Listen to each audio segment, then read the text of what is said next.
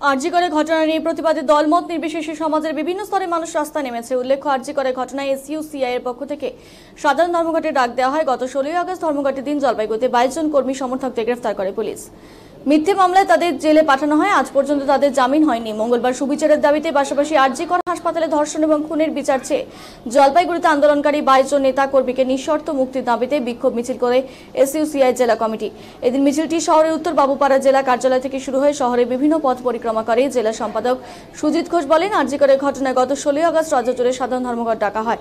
ধর্মঘটের দিন 22 জন কর্মী সমর্থকদের গ্রেফতার করে পুলিশ। মিথ্যে মামলায় তাদের জেলে পাঠানো হয়। আজ পর্যন্ত তাদের জামিন হয়নি। সুবিচারের দাবিতে বিক্ষোভ মিছিলে দিনের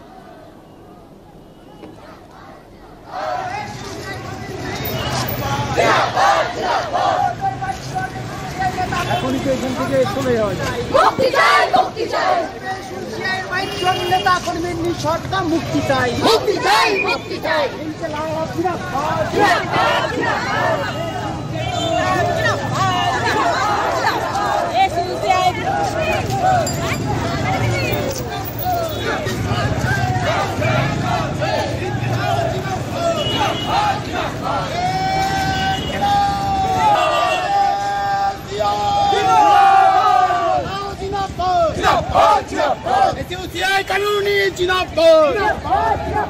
কি দাবিতে আজকে মিছিল?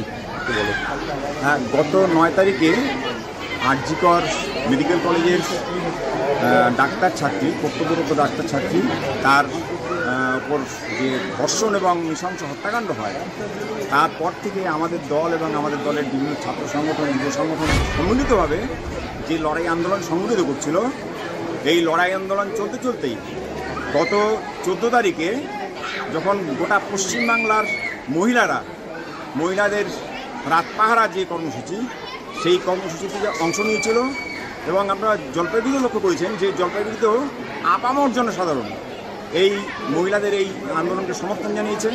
ঠিক সেই দিনই এই হত্যাকাণ্ড এবং ধর্ষণের প্রমাণ লোপাটের উদ্দেশ্যে একটা তাণ্ডব চালানো হয় আরজি কর হাসপাতালে।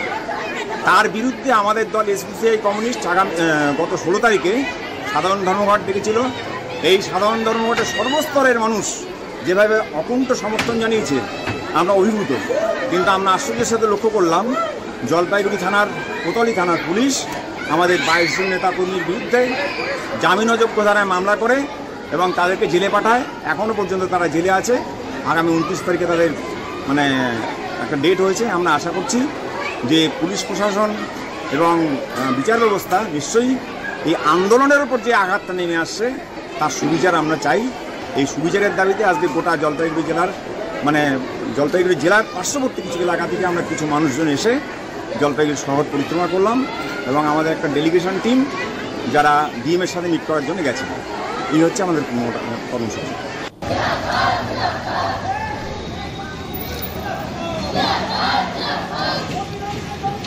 হ্যাঁ।